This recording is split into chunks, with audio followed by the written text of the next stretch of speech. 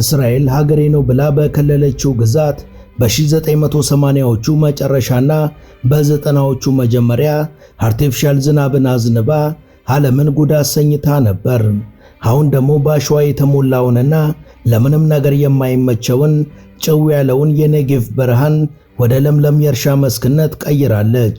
ከቀይ ባህር ጨዋማውን ውሃ ጠልፋ ወስዳ አጥርታና በሺዎች የሚቆጠሩ ኪሎሜትሮችን አጓጉዛ ለመጠጥና ለመስኖ የሚሆን ውሃን በአካባቢው ማዳረስና የሕዝቧን ዘላለማዊ የውሃ ጥያቄ መመለስ ችላለች። ይህ የኔጌቭ በረሃ የውሃ ፕሮጀክትም በዓለማችን ከታዩ አስደናቂ ፕሮጀክቶች መሃል ከቀዳሚዎቹ ተርታ የሚሰለፍ ነው ተብሏል። The people of Israel achieved something that stunned the world. They carved more than 12,000 kilometers of canals through the desert to create a massive artificial river, channeling billions of liters of water from the Mediterranean Sea to sustain an arid nation. ሰላም ጤና ይስጥልን። በመላው ዓለም የምትገኙ ውድ የመሿለኪያ ቤተሰቦች በዛሬው መሰናዷችን እስራኤል በኔጌቭ በረሃ ስላሳካቸው አስደማሚ የውሃ ፕሮጀክት እናወጋችኋለን።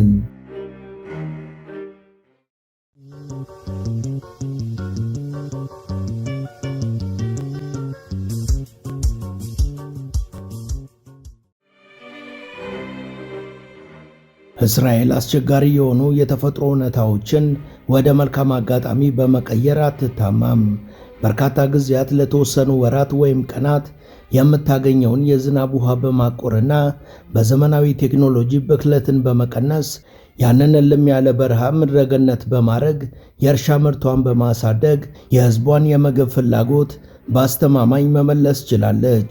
ይሁንና ከፍተኛ የእርሻ ምርት ይገኝበት የነበረው የኔጌቭ በረሃ ለበርካታ አስርተ ዓመታት የዝናብ ጠብታ እንኳን ሳያገኝ በመቅረቱ ኑሮውን በእርሻ ላይ መስርቶ የነበረው የኔጌቭ እና የአካባቢው ሕዝብ ችግር ውስጥ ገብቷል።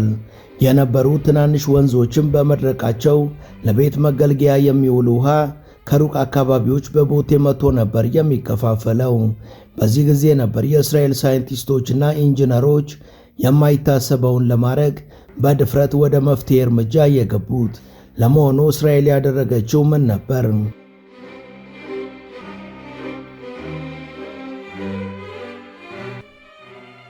የኔጌቭ በረሃ እጅግ አስቸጋሪና በአሸዋ የተሞላ ደረቅ አካባቢ ነው። በበጋ ወራት ሙቀቱ ከ50 ዲግሪ ሴንቲግሬድ በላይ ስለሚደርስ ለኑሮ በእጅጉ አስቸጋሪ ያደርገዋል።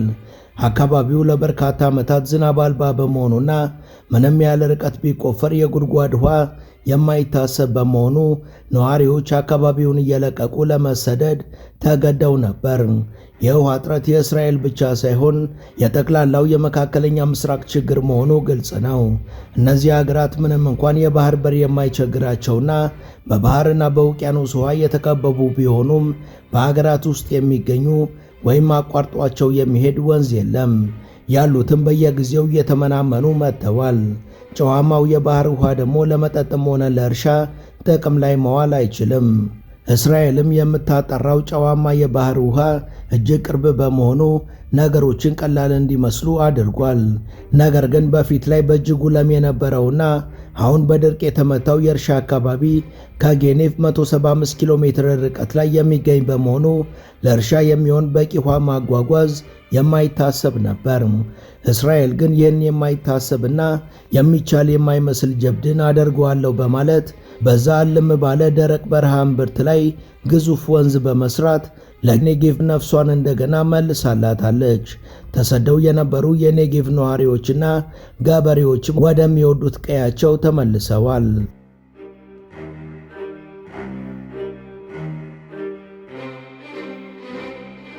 እስራኤል የኔጌቭ በረሃን ለማልማት ጥረት ስታደርግ በርካታ ዓመታትን አስቆጥራለች። ሀገሪቷ ከሶሪያ፣ ከሊባኖስ፣ ከግብፅና ከዮርዳኖስ ጭምር ውሃ እየገዛች ወደ ኔጌቭ በረሃ ስታመላልስ የቆየች ሲሆን ውሃው ያለ ብክነት የሚደርስበትንና የአጠቃቀም አግባቡንም የሚወስኑ ጥናቶችና ቀመሮች በተለያዩ ምሁራን ተረቀው ነበር። እስራኤል ሌላው ቀርቶ የጤዛ ውሃን ሁሉ በመሰብሰብ ለእርሻ ታውል ነበር።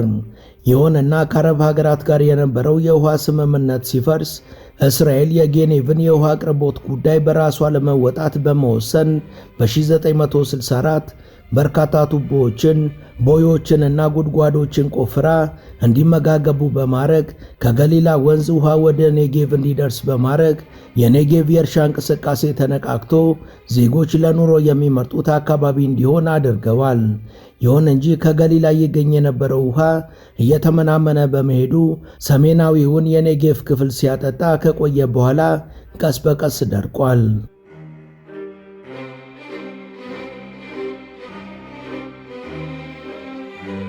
ኔጌቭም ወደ ቀድሞ በረሃነቷ ተመለሰች። ማምረትም ቆመ። ዜጎችም አካባቢውን ለቀው ዳግም ለመሰደድ ተገደዱ። ይህንን መራራ እውነታ መቀበል ያልፈለገችው እስራኤል ችግሩን ለአንዴና ለመጨረሻ ጊዜ ለመቅረፍ በ2000 የማይታመን የሚመስለውን የኔጌቭ ወንዝ ፕሮጀክትን አጸደቀች። ከዛም ለተወሰኑ ዓመታት ጥናት ሲደረግ ከቆየ በኋላ እንደ ተራራ ወደ ገዘፈው ሥራ ገቡ። ፕሮጀክቱ የውሃ ኢንጂነሮችን፣ ባዮኬሚስቶችን፣ የእርሻ ተመራማሪዎችንና ሌሎች የአሜሪካና የእስራኤል ባለሙያዎችን ያሳተፈ ሥራም ተሠራ። የፕሮጀክቱ ግብም ጨዋማ የሆነውን የሜዲትራሊያን ባህር ውሃን ወደ ኔጌቭ አጓጉዞ ለመጠጥና ለእርሻ ተስማሚ በሆነ መልኩ አጣርቶ ማቅረብ ነበር። ሂደቱ በቃላት ደረጃ የቀለለ ይምሰል እንጂ እጅግ ውድ፣ ውስብስብና እልህ አስጨራሽ ነበር።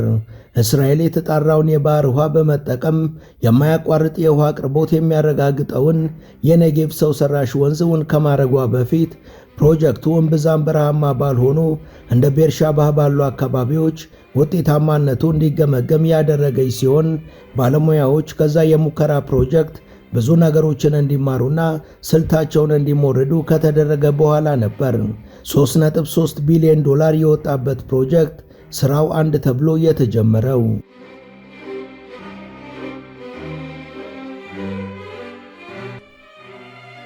የቤርሻቤ የውሃ ፕሮጀክት የእስራኤል ብሔራዊ የውሃ ማመላለሻ መስመር በመባል የሚታወቅ ውስብስብ የቱቦዎችና የቦዮች አካል ሲሆን በዛ የተደረገው የፕሮጀክት ሙከራም በእጅጉ ውጤታማ ነበር።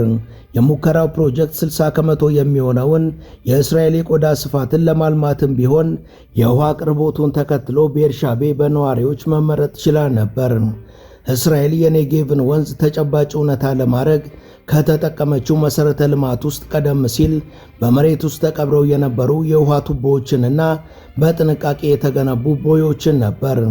እነዚህ መስቀለኛ እየሰሩ የተለያዩ በረሃዎችን ውሃ እንዲያጠጡ የተዘጋጁ ቱቦዎች ርዝመታቸው ከ130 ኪሎ ሜትር በላይ ሲሆን ከሜዲትራሊያን ባህር ተስቦ ወደ ተራራ የሚመጣውን ውሃ ተፈጥሯዊ የሆነውን የስበት ኃይል በመጠቀም ረጅሙን የበረሃ መንገድ አቋርጦ እንዲሄድ ማድረግ የሚችል አዲስ ቴክኒክ ነበር።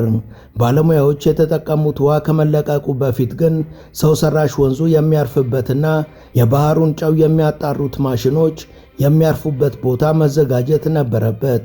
እስራኤል ያንን የሚያክል ከፍተኛ ወጪ የተደረገበት ፕሮጀክት አንዳች ግድፈት እንዲገጥመው አልፈለገችም። ስለዚህም የማይደፈረውን በረሃ በመቶዎች የሚቆጠሩ ቡልዶዘሮችን በማሰማራት አሸዋውን በማስወገድ የተረጋጋ መሬት እስኪገኝ ድረስ ከተቆፈረ በኋላ መሬቱን ለግንባታ በሚመች መልኩ በትላልቅ ማሽኖች በሚገባ ከተደመደመ በኋላ የማሽኖቹ ማረፊያና የሰው ሰራሽ ወንዙ አድራሻ ተለይቶ ታውቋል።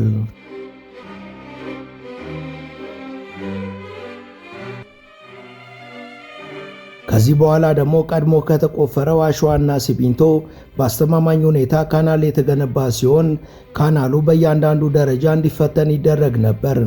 ይህን ካናልና መዳረሻውን ለመገንባት ከ50 በላይ የኮንስትራክሽን ካምፓኒዎች የተሳተፉ ሲሆን ካናሉ 4 ሜትር ስፋት ያለውና ጠቅላላ ርዝመቱ 300 ኪሎ ሜትር ነበር። ካናሉ አንድም ጠብታ ውሃ እንዳያመልጠው ከተረጋጋ በኋላ ውሃ እንዲያልፍበት ተደርጎ ከተሞከረ በኋላ ነበር ወደ ሥራ የገባው።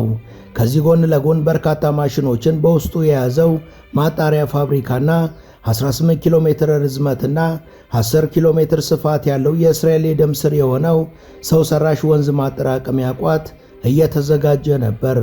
ከሜዲትራሊያን ባህር የሚገኘውን ውሃ ተቀብሎ እንደ ብራማ ዘንዶ በበረሃ አቋርጦ የሚገሰግሰውን ውሃ ለማድረስ የተገነባው ስፋቱ ከ4 ሜትር ከፍ የሚለው ካናል ማጣሪያውና የሰው ሰራሽ ወንዙን መቀመጫ ገንብቶ ለመጨረስ እስራኤል በድምሩ 15 ዓመት ፈጅቶባት ነበር።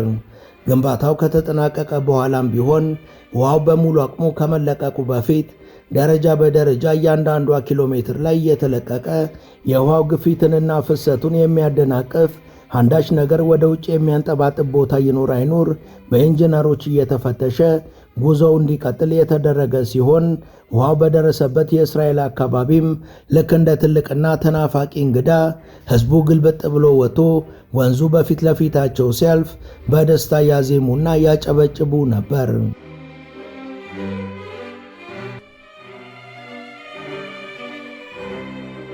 በየአካባቢው ያለው ዜጋ ውሃው በአካባቢያቸው የደረሰበትን ቀን በረሃው ነፍስ የዘራበት ቀን በማለት ሰይመውት ነበር።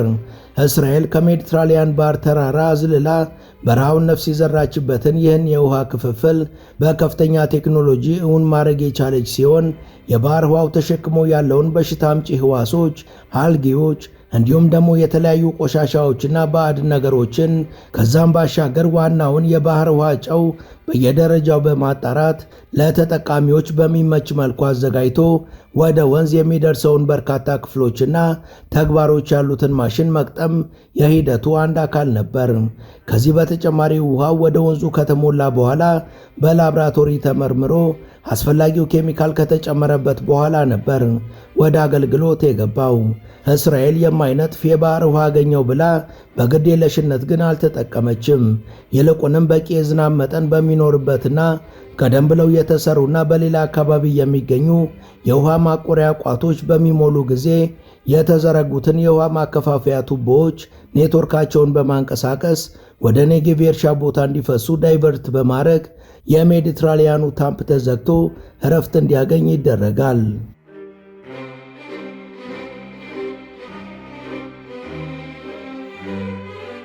እስራኤል ይህን የምታደርገው ደግሞ ሀገሪቷ ካላት ውሃን በማይባክን ሁኔታ የመጠቀም መርህ ሲሆን ዋነኛው ምክንያት ግን ይህንን ያህል ግዝፈት ያለው ውሃ ተራራ እንዲወጣ ለማድረግና የባህሩን ውሃ ለማጣራት ያለ እረፍት የሚሰሩ ማሽኖች ከፍተኛ የኤሌክትሪክ ፍጆታ የሚፈልጉ መሆናቸው ነው። በሁለተኛ ደረጃ ከ500 ሚሊዮን ዶላር በላይ እንደወጣበት የሚነገረው ማሽን የባህሩን ጨውና የተለያዩ ባዕድ ነገሮችን ለማጣራት የሚጠቀማቸው ኬሚካሎችና ሌሎች ረቂቅ የቴክኖሎጂ ግብዓቶች እጅግ ውድና ደጋግሞ መጠቀም የማይቻሉ በመሆናቸው በዝናብ ወቅት የሚኖረው እፎይታ ማሽኖችን ከማሳረፍ ባሻገር ለሀገሪቷ ከፍተኛ የኢኮኖሚ ጫናን ይቀንስላታል። እስራኤል ይህን የማያቋርጥና አስተማማኝ የውሃ አቅርቦት እውን ካደረገች በኋላ ለቀጠናው አዲሱ ነዳጅ በሆነው በዚህ ውሃ የበላይነቷን ማረጋገጥ ችላለች።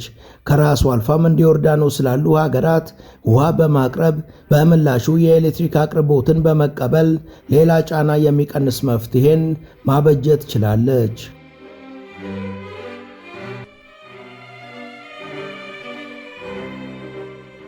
እስራኤል ከሜዲትራሊያን በምትስበው ግዙፍ ውሃ ምክንያት አብሮ ከፍተኛ የጨው መጠን ስለሚሄድ በባህሩ ያለውን ብዝሃ ሕይወት ይጎዳል የሚል ክስ ከአረቦች በኩል የሚቀርብበት ሲሆን የአካባቢ ጥበቃ ባለስልጣናት ደግሞ ውሃውን ለማጣራት እስራኤል የምትጠቀማቸው ኬሚካሎች ተረፈ ምርታቸው ወደ ባህር የሚደፉ ከሆነ ከፍተኛ ብክለት ሊያመጡ ይችላሉ በማለት ስጋቱን ገልጾ እስራኤል ጥንቃቄ እንድታደርግ መክሯል። እስራኤል ግን በሰራችው አዲስ ወንዝ ውስጥ ከ1 ሚሊዮን በላይ ቁጥር ያላቸው የተለያየ የዓሣ ዝርያዎችን በወንዙ አርብታለች። እስራኤል የማይደፈር የተባለውን የባህር ውሃ ማጣሪያ ፕሮጀክት እውን በማድረግም በዓለም የመጀመሪያ ደረጃ ላይ የምትገኝ ስትሆን ከኔጌቭ በፊት አነስ ባለ መጠን ይሁን እንጂ በሀገሪቷ 4 የተለያዩ ቦታዎች ላይ ማጣሪያ ማሽኖች ተክላ ነበር። የኔጌቭን ለየት የሚያደርገው ግን ለፕሮጀክቱ ከሚያስፈልገው ከፍተኛ ገንዘብ ይልቅ ፕሮጀክቱ ዓላማውን ለማሳካት የተጠቀመበት ውስብስብና የረቀቀ የሁሉንም የኢንጂነሪንግ ዘርፎች ግብዓት ያደረገው አስደናቂው ጥበብ ነበር። እስራኤል ፕሮጀክቱን አጠናቃ አስተማማኝ የመጠጥና የእርሻ ውሃን ማቅረብ ከቻለች በኋላ የተገኘው ስሌት ደግሞ እስራኤል በፕሮጀክቱ ምክንያት አትራፊ መሆን መቻሏን የሚያረጋግጥ መሆኑ አግራሞትን አጭሯል።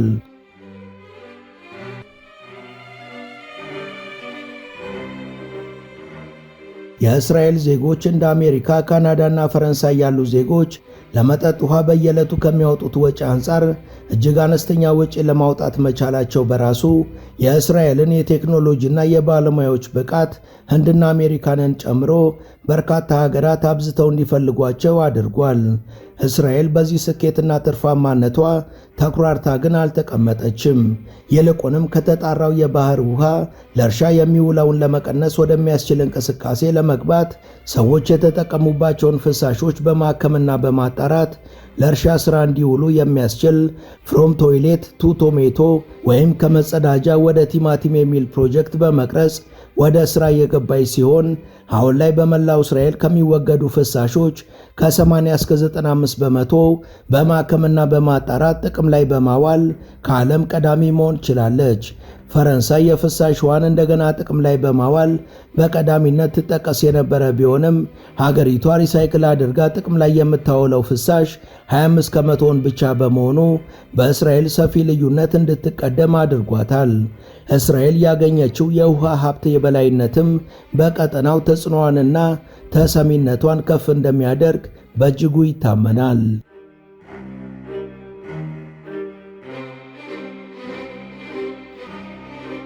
ወደ ቻናላችን ቤተሰቦች ለዛሬ ያሰናዳንላችሁ ይህን ይመስል ነበር። እስከ ዝግጅታችን ፍጻሜ አብራችሁን ስለነበራችሁ ከልብ እናመሰግናለን። በቀጣይ ቢሰሩ የምትሏቸውን ርዕሰ ጉዳዮች ብትጠቁሙን ደስ ብሎን እንቀበላለን። ቻናላችንን ሰብስክራይብ ማድረግ፣ የደውል ምልክቱን መጫንና ላይክ ማድረግ አትዘንጉ እያለን ለዛሬ በዚሁ ተሰናበትን። መልካም ጊዜ።